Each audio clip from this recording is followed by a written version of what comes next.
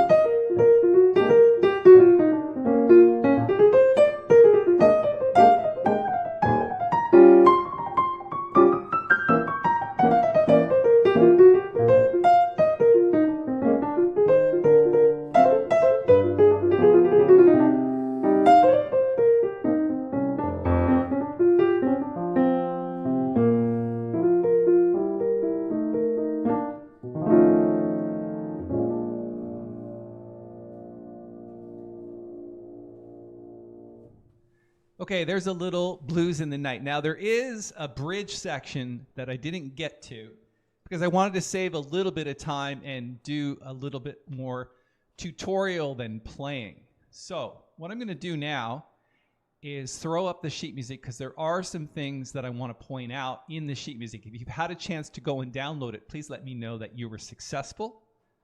That would be very helpful.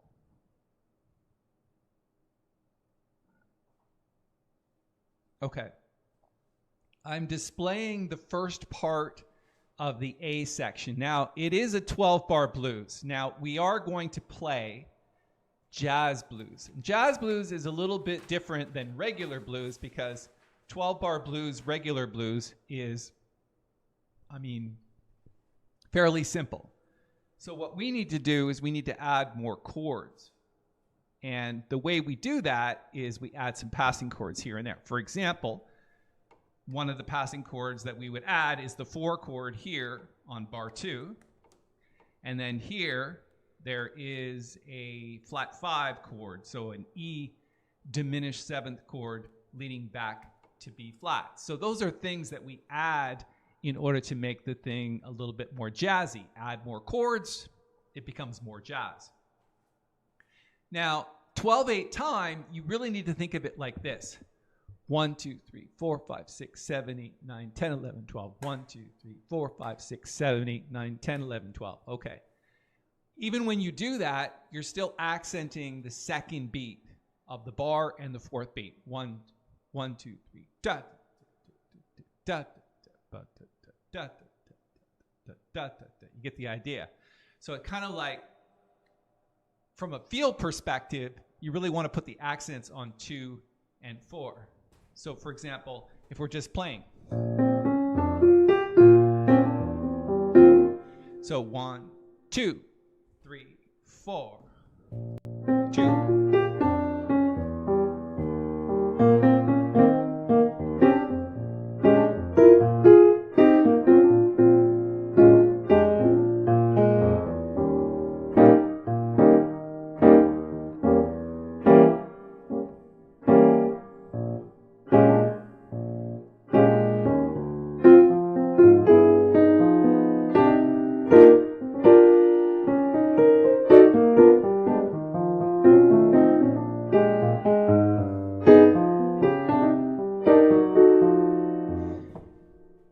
Questions about that, please post them in the chat area.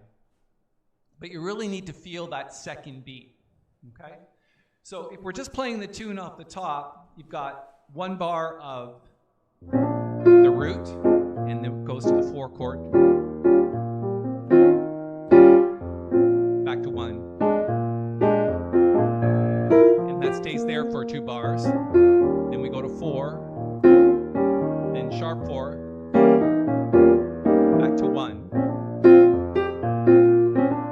And then here, we can actually add chords when we're soloing, when we can go to some kind of D chord and G. So this would be 3 to 6. Now, you can use D7, G7, or you can use D minor 7 or D half diminished 7. It's up to you. So from the B flat 7 chord at bar 7,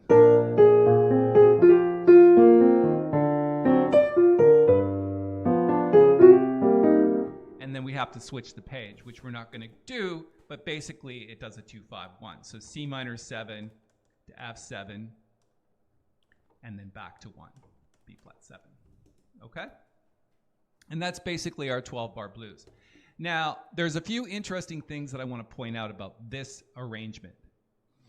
I've obviously written it out note for note, but there are some chords here that I want to point out. Let's actually erase most of this stuff so that we can do that. That chord there is this.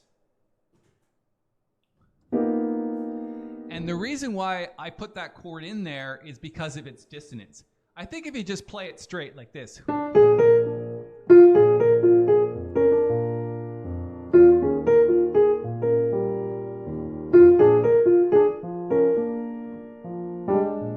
it's okay, but if you put more dissonance in there, it sounds more jazz.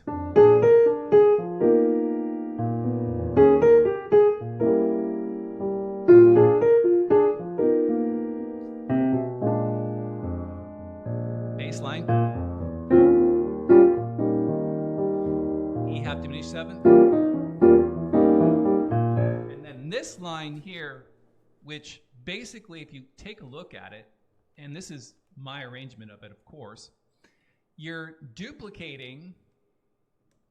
Let's just go duplicate. Actually, can you even see this? Yes, you can. Okay, good. So duplicate the melody in the left hand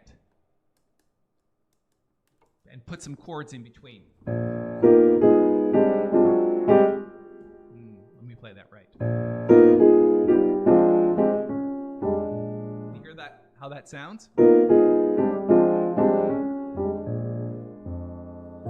Sounds nice. Okay, let's go from A. Play it faster.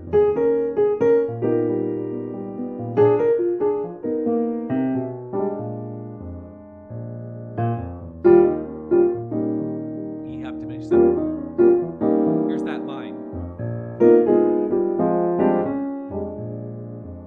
I think if you can play things like that, it is a bit advanced.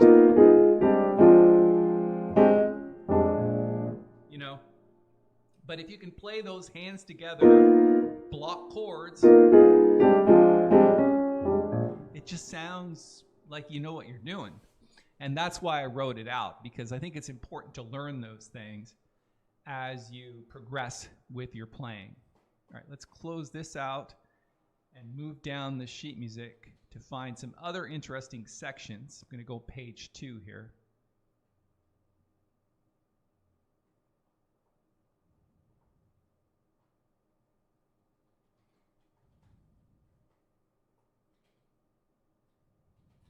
Okay. And then when we get to the F7 sharp 11 chord, remember this is the sharp 11. It's B natural on the F7 sharp 11 chord. And it just happens to be the melody note, which is kind of cool. And then this really nice way of playing the melody, kind of alternating between the right and the left hand to kind of make it bounce a bit. But these are also block chords.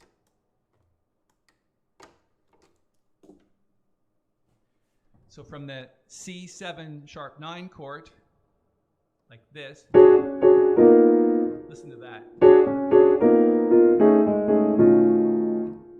So I'm alternating right hand, left hand. So instead of the right hand doing this,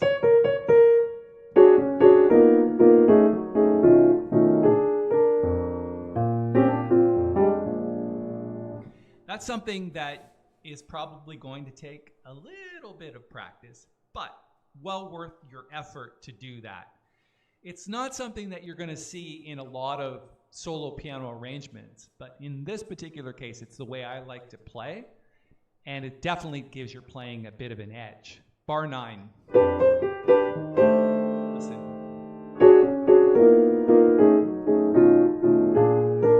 Interesting that it ends in B flat, but just before that, you've got this tritone substitution of F. So typically, you've got an F7 chord, which would lead to B flat, but now we've got a B7 stuck in there as well, which is the tritone sub.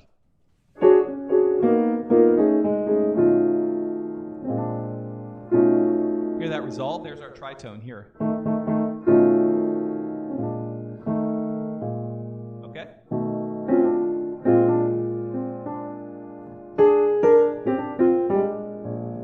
Bar 9 again.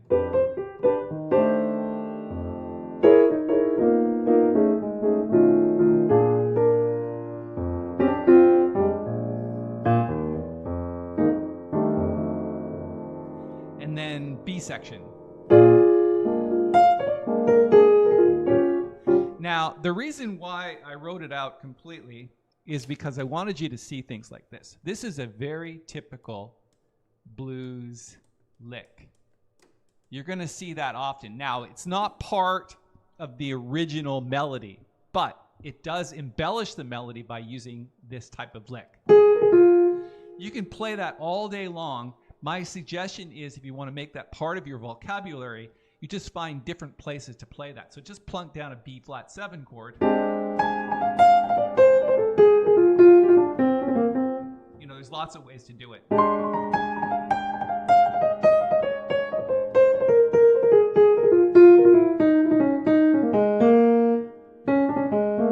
Right, that's the way we make those types of licks part of our playing, is repetition, repetition. I'm going to talk about that a little bit later as I answer someone's question from the Jazz Pianist group on Facebook. All right, from B section. Hear that? Here's it again.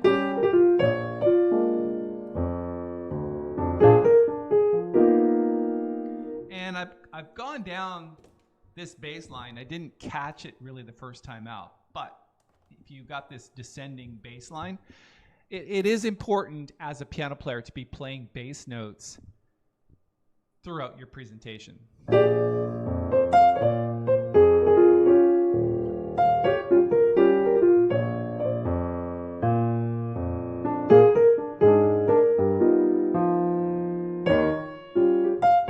And then it goes on to the next page.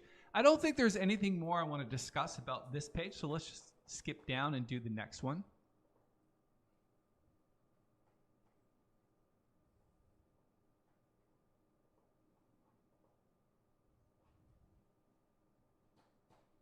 Okay, and then from the E flat 7, so we're on bar 4.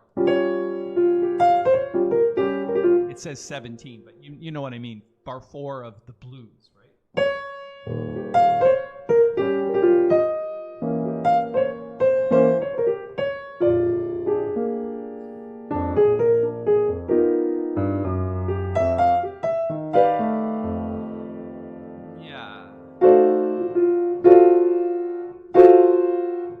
So I did something really weird here in this chord. Basically what I've done is just played an F chord and then stuck in an F sharp, which is the flat 9, just to give it some dissonance. And then we're on to this line again.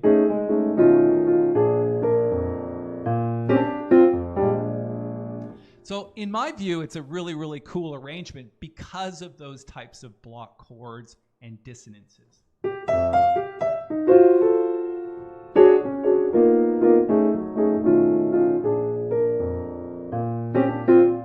Gives you that really unique sound to your playing. Now, there is a bridge section that I didn't play the first time out, but let's go through that as well. It's basically just 8 bars that repeats. So full screen. So it gets away from blues and just plays this interlude bridge type thing. Let's play it.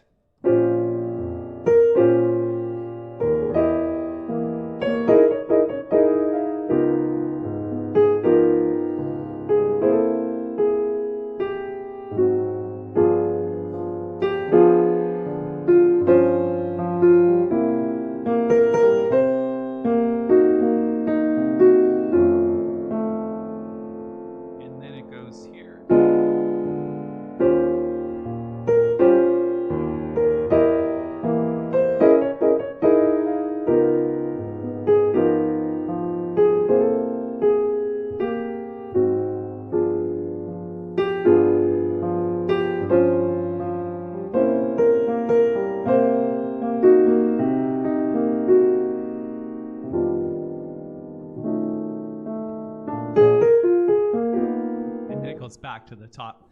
I don't really want to talk too much about this bridge section because it's not blues, it's just an interlude. I want to talk just briefly about that bar there. It just has this bluesy feel. First of all, you're sliding in to the 13th of C7 and then playing your line cliche and then a tritone sub before G7.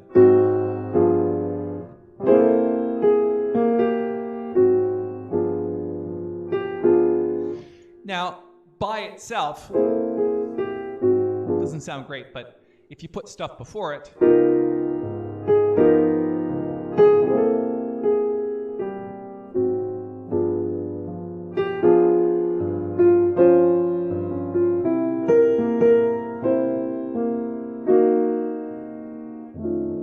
Okay. Interesting stuff. Let's go back to the top of the tune, and then I'm going to buzz over to the chat section and see if there's any questions or comments so far. So let's just throw the beginning of the tune up on the screen, and I'm going to just skip to the chat section. Somebody's already gone ahead, Peter, and got the Oscar Peterson thing. Excellent.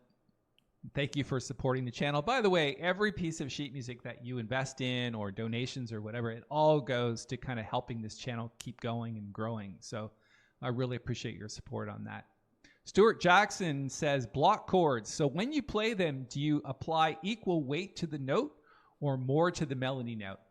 The answer is, Stuart, I apply more weight to the melody note. Now, you don't necessarily need to think too much about that, because when you're playing these types of block chords, the left hand is duplicating the melody note. And then if you put chords in between, because you're playing two melody notes an octave apart, you don't really have to think about accenting it, because it just sort of already does. Get the idea?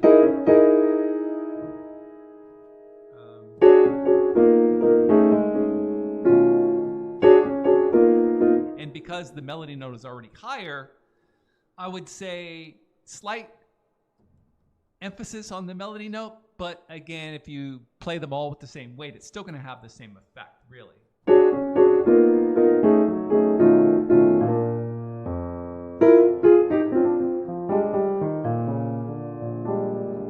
Okay. Let me know if that answered your question.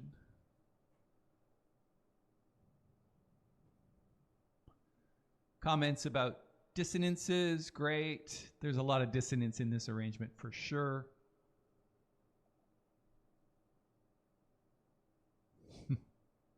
Some funny comments too. All right. Pretty cool blues. Thanks. It is pretty cool. All right. Now, what I want to do next is kind of give you some ideas from this arrangement that you can apply to soloing. And that's one of the reasons why I wrote it out like this, is because I wanted to show you that there's things in there that you can borrow to make part of your playing. Now, we've already done this one, that sort of blues lick thing. But the other thing is too, and let's just play and I'll kind of point out some of the things.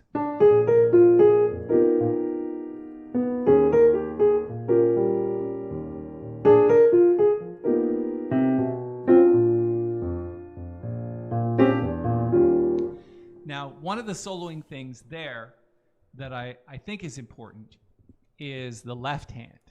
Because I think the left hand, in my view, is one of the most underrated hands when it comes to soloing. Yes, everybody's listening to the great soloing lines that you're making, but the left hand can really help with feel. And one of the things that I like to do is I like to often anticipate the next note or the next chord with a half step above. That gives it kind of a feel thing. So let's just focus on that for a second. And I do it here as well, where I'm doing half step above the B flat. So there and there.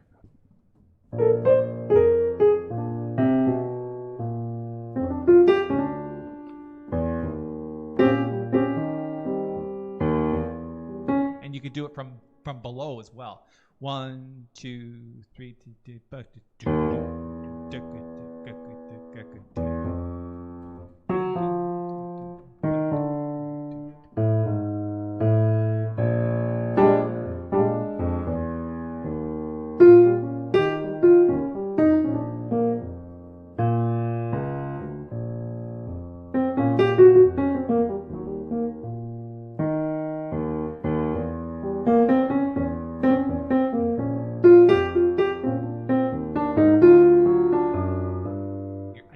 Too, right?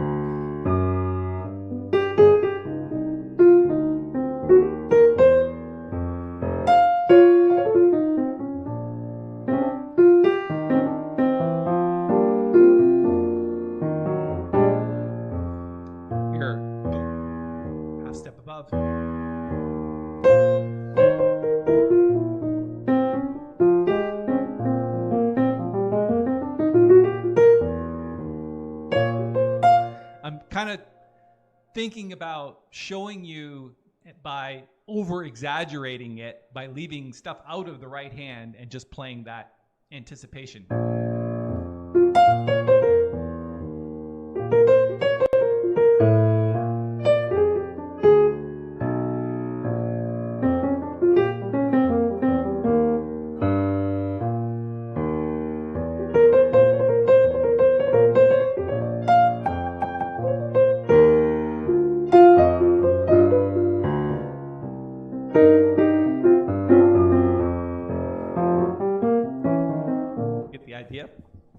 That's one of the things that I purposefully built into this arrangement to kind of give you a feel of that left hand, because that's the thing that drives the feel forward even more so than the eighth notes that the right hand is playing.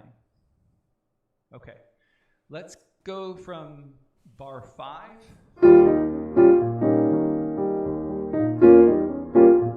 So this is something that when you've got this passing chord, this E7, E diminished 7th chord.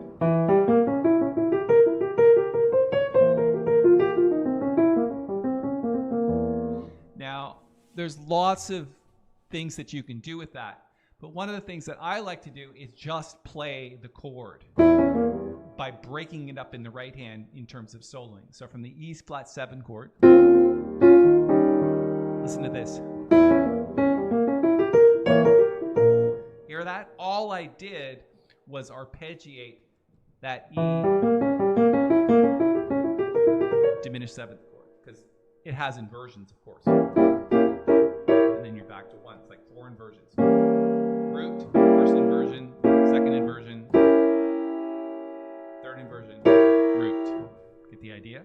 And then you can play anything you want, really, but blues really works over that. So blues scale. Listen.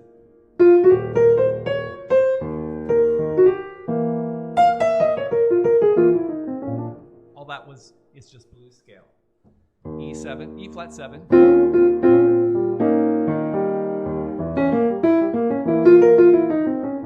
I started out playing diminished, and then I switched to blues scale halfway through.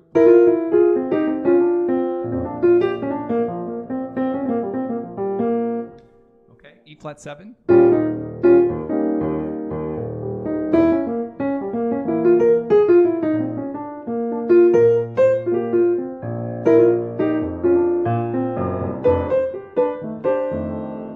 And then we're into F7. Let's actually close this and go down the page. What I'm going to do is just throw up the PDF. I won't be able to write on it, but at least we'll be able to go through the sheet music faster. PDF. So then if we scroll down to the F7, sharp 11. This stuff is going to be hard to apply to soloing. But this is a great way to illustrate a blues feel and lick. It's right here. I'm going to try and highlight it because I can't write on this PDF, but this section right here, I think you can see that. Yeah, so it's kind of highlighted in blue.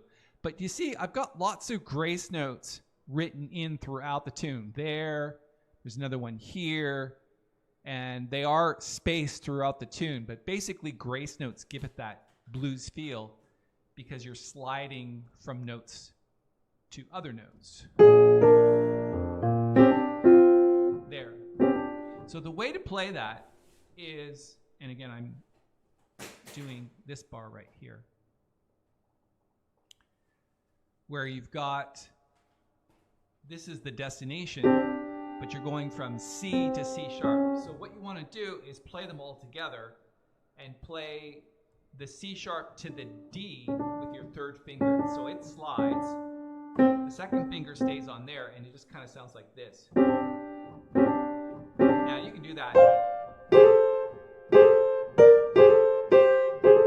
I'm pretty sure you've heard that before. E flat. works obviously easier if the third finger falls on a white note. Harder if you need to go into black notes and you need to use different fingering. But going to the white notes, it's something that is really part of jazz, blues, or just even blues.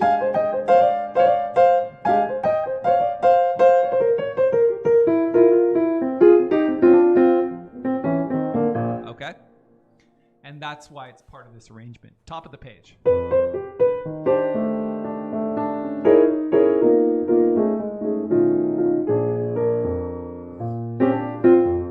Hear that?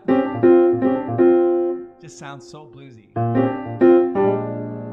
And I even kind of like slid into the flat 7 of B flat 7.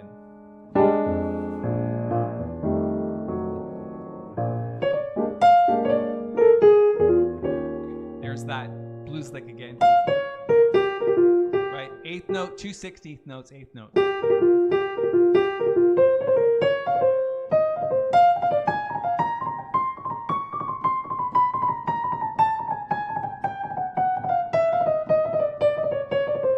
Idea. It's a pretty easy thing to do. And once you kind of get the feel of that, you can apply that pretty much in any jazz standard you want to.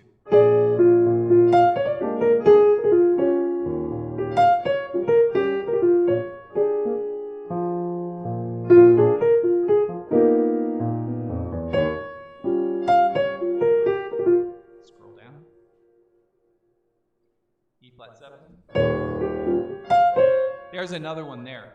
So basically that one, which is the C floating into the D flat here, right? It's D flat, take a look. It's D flat throughout the bar. The way you want to do that, and the reason why you do that is because it's a flat. On E flat 7, it's actually the flat 7, and you're just kind of sliding into it like this. You can use 2 and 3 or 3 and 4.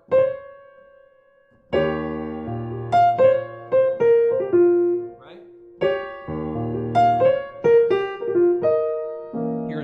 Here it is again.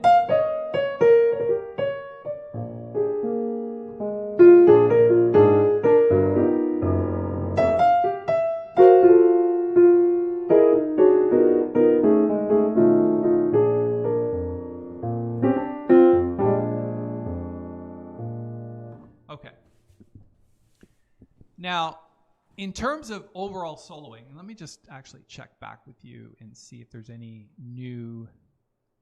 That is a good piece of vocabulary, jukebox. Appreciate that. It is. Sense of rhythm. We talk about an excellent sense of rhythm. And we've talked about this actually quite a lot in these live streams. But my philosophy on the whole rhythm thing is, over time, as you shed, and shed is short for woodshed, as you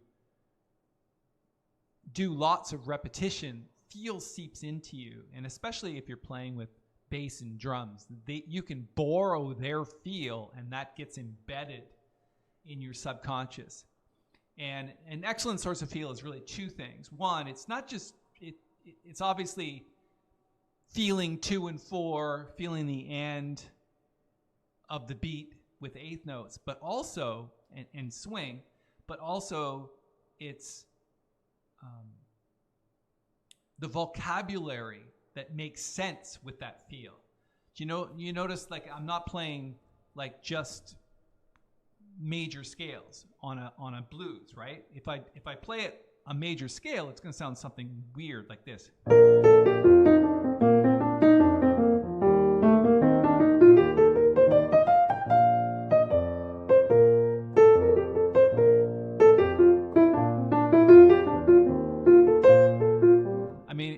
It doesn't work. So you have to have that jazz vocabulary that adds to the feel.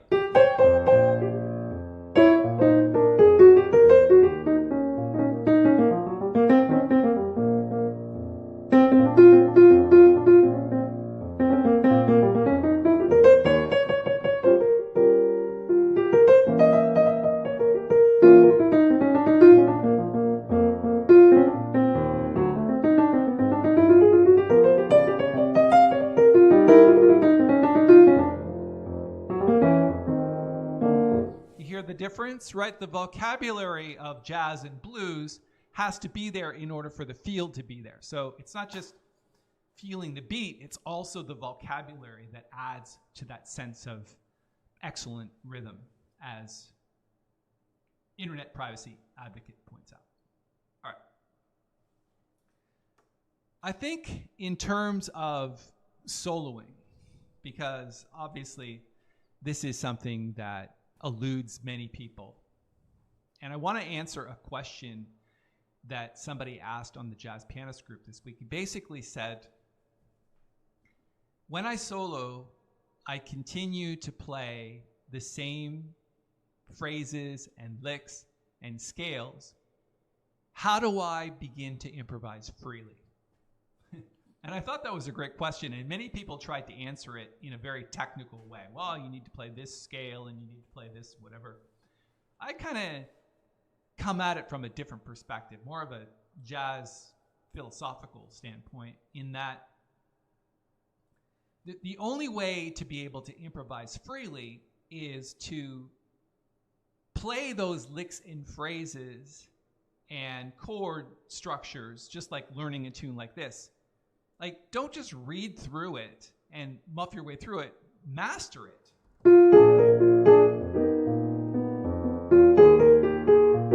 Get the feel going and play it like 1,000 times if you need to, because repetition and repeating things is the only way to embed the language. So once the language is embedded and you understand what the fingers are supposed to do, and the fingers themselves understand through muscle memory, right?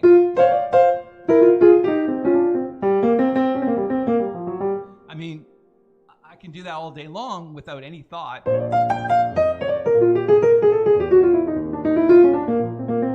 I'm not thinking, oh boy, I hope I can cover like a blues scale, or I hope I can cover some kind of bebop scale. I'm not doing that because my fingers transcended those scales, and is now only, my consciousness is just trying to make music out of the language that I've already sort of, I think mastered is a good word for it. I don't think you can't really do stuff like this and talk without your fingers just sort of knowing where to go.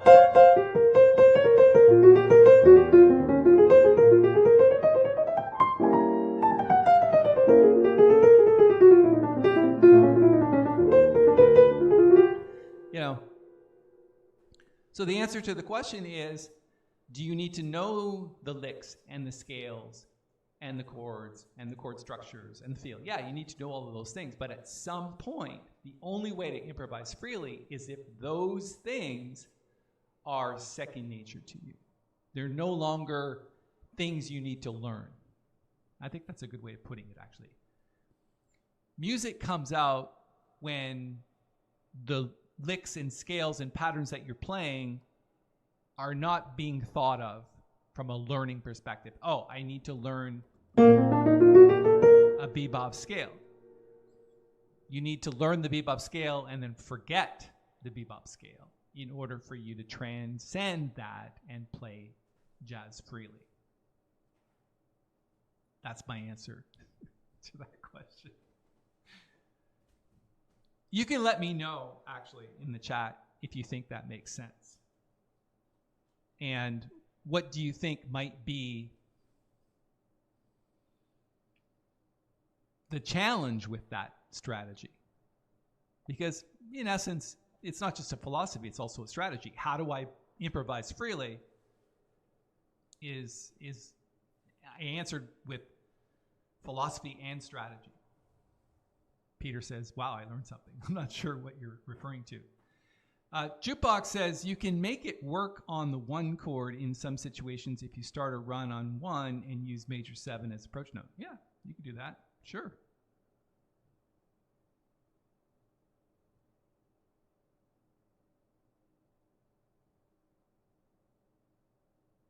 Mike says, you have to hear it in your head first, then it will find its way to your fingers. Yeah, also good. Jukebox says, once it becomes second nature, the fun starts. That's right. That's when the fun starts. Okay, so we're getting it. I thank you for And by the way, I asked this before, if you could maybe make some of those comments in the, just copy and paste your comment that you made and put it below the video, not just in the chat area. It really helps us on the channel if you do that. All right. I also wanted to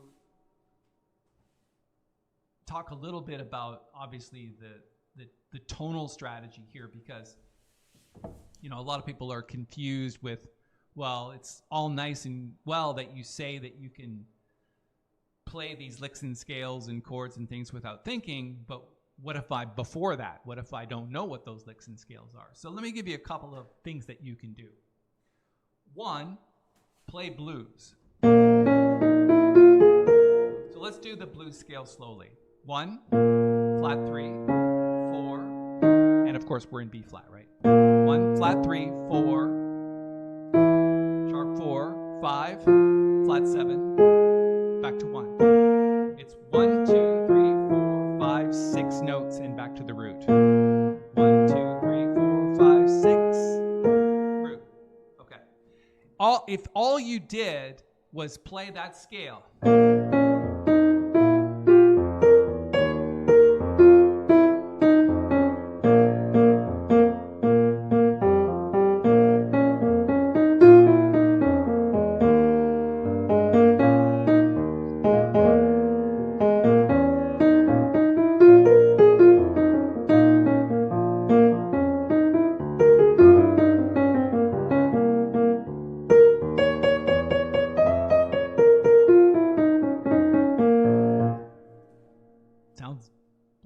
to me. So that's your first port of call when playing blues. Learn this blues scale. And then the other thing you want to do is start, and I've made some examples of this in the sheet music, where you can play the grace notes.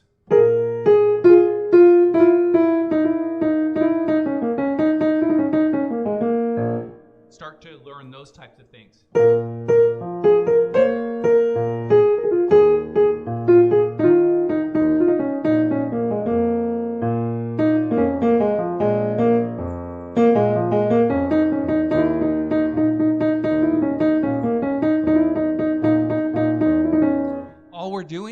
That lick. 8th note, 2 16th notes, 8th note. And then your playing takes on a whole new flavor.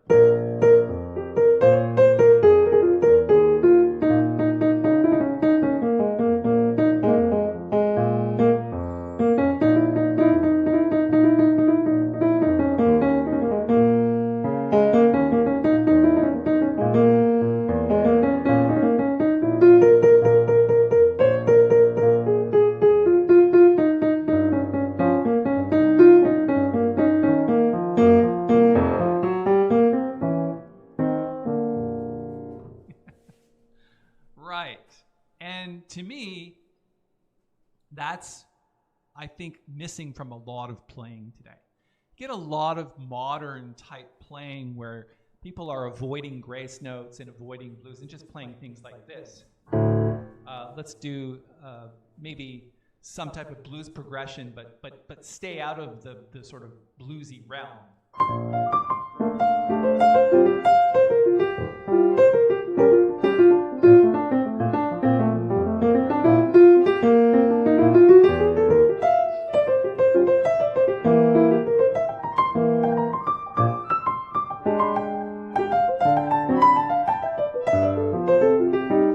The difference, it's not bluesy, it's just more like a modern sound, right? Right, using pentatonics, chordal voicings, chromatics. Now those things are great, but if you are playing blues, you have to get that blues scale and that blues feel.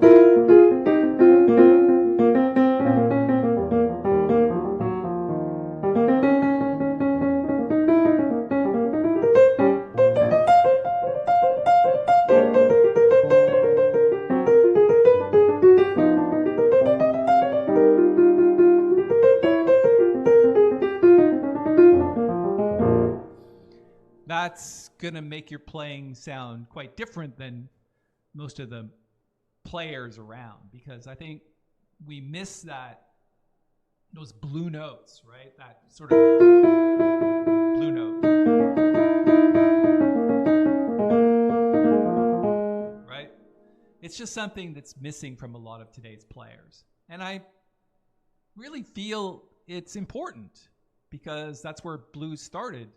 That's where jazz started. It started from the blues. And getting that rhythm and feel and that sort of gritty sound.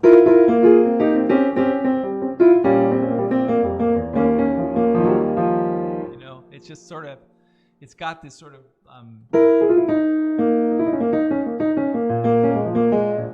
just kind of like, how do I express myself? Like blues in your soul type of playing. Okay.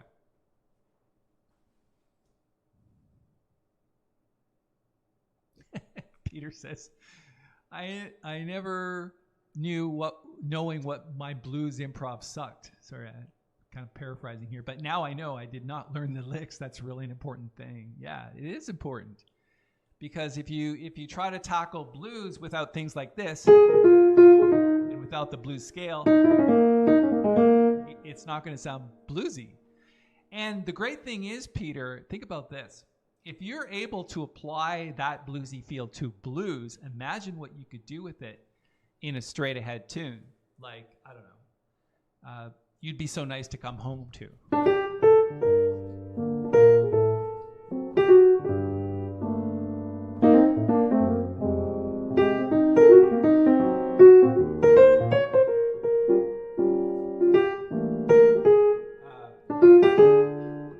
What's the chord? Sorry.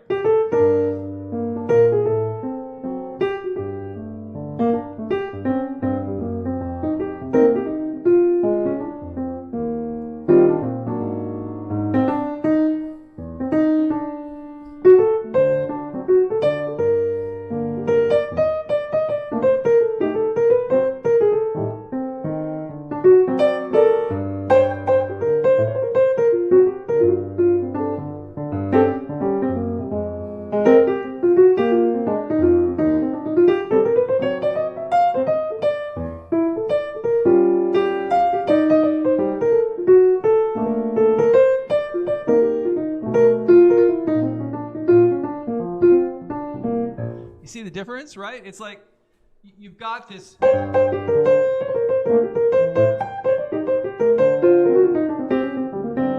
mean, it's just a feel of blues that makes its way into standards.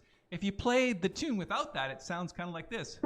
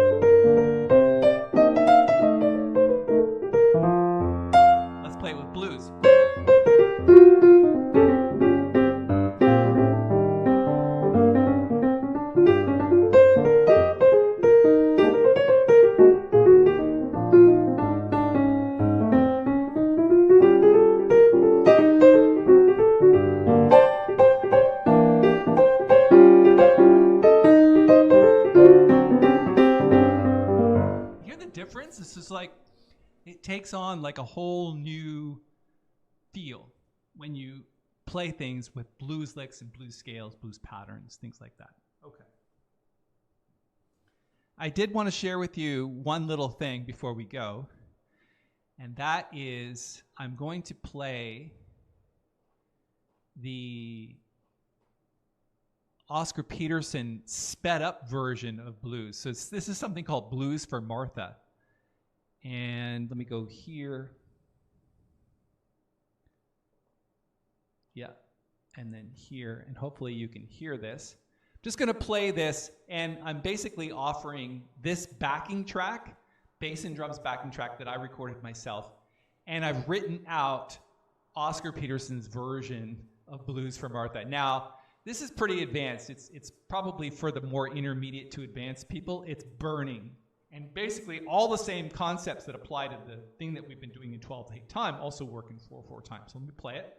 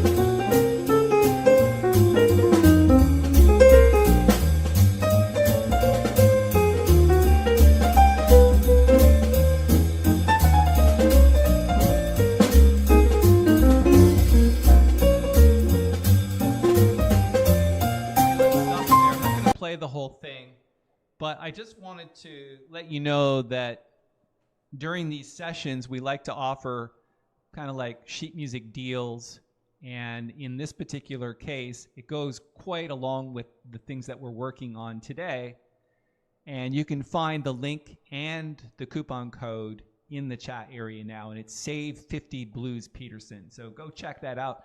I know that Peter already did it. Thank you so much, Peter. I super appreciate your support on all of the things that we do. It's very much appreciated. All right.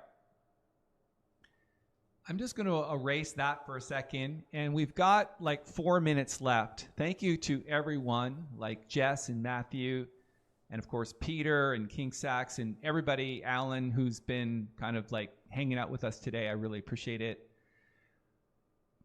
Your comments they mean a lot to me, by the way, and so the more you write, I can't obviously get to all of them, but I do review them after the session. So if you're thinking that I don't see them, I actually go through all of your comments, and it really helps me prepare for the next tutorial, the next session, the next live stream like we're doing today. So keep the comments coming, and again, put some of your comments below the video and I will check them out and answer them as well. I can't answer the ones in the chat area during the session afterward because they're no longer there.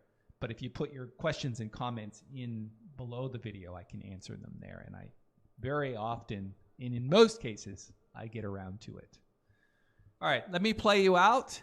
And thanks again for your time. I don't know.